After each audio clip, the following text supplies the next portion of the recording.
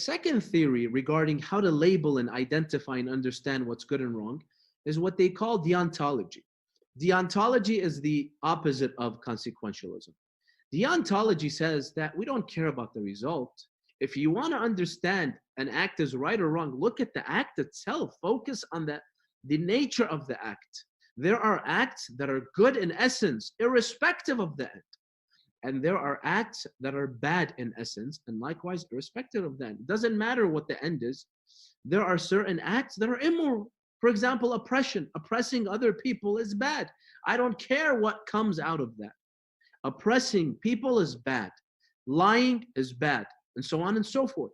So the scholars of the second school of ethics, they say that acts, they have intrinsic good in them or intrinsic bad, meaning it doesn't matter what the result is. Certain acts are good.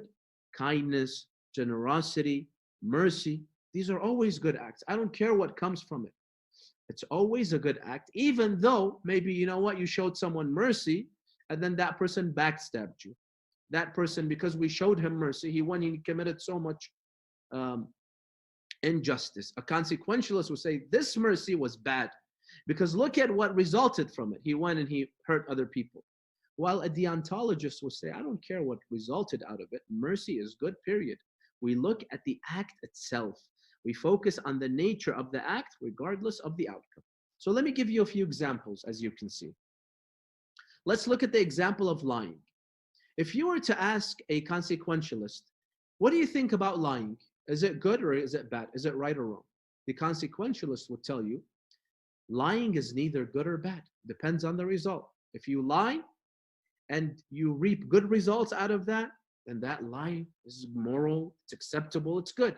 If that lie leads to harm, leads to other people being harmed from that, any harm, then only then we can label this lie as being bad. So there is no such thing as, you know, lies always being bad. No, a lie depends on the outcome. Sometimes it's good, sometimes it's bad. While if you ask a deontologist, the deontologist will tell you lying is always bad. I don't care what happened, even if you know, for example, got so much money out of it, even if you got a good job, even if you, whatever. I don't care about the result. Lying is a bad thing. Don't do it. It's something you should refrain from, irrespective, regardless of the end. Another example, stealing. Is stealing okay? A consequentialist would tell you, well, it depends why you're stealing, what's going to happen. If you're stealing the money to help people with it, of course it's good. If you're stealing it to spend it just on your selfish self, then maybe it's not. So it depends why you're stealing. While a deontologist would tell you, stealing is always bad. I don't care what you do with the money. A third example, torture. Can we torture people? For example, a government. Is it ethical for the government to torture people that are suspects or no? A consequentialist would say, well, it depends. If we can use torture to extract important information that we can use to protect our national security, as you know, governments use, and of course, torture is good. It's not bad. We're not trying to, you know, sugarcoat it. No, no, no, no. In essence, who said torture is bad? Yes, he is suffering, but who said suffering is bad? So anything you imply, they'll go to that notion too and say, who said this is bad? Suffering isn't bad. Well, it depends what the result of suffering is. So because the result of that suffering and that torture is good, national security, torture is good. But however, if you torture a human being for no reason or for a selfish reason, they will tell you this is when it becomes bad. And remember, this is scholars of ethics that are saying this.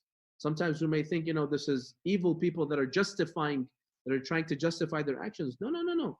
This is a legitimate discussion between scholars of ethics. Many scholars of ethics, they believe that torture, lying, stealing isn't bad in essence. It depends on the consequence. While a deontologist would say torture is always unacceptable. It doesn't matter what the consequence is. So as you see, one school, it focuses on the outcome, and that's why they're called consequentialists.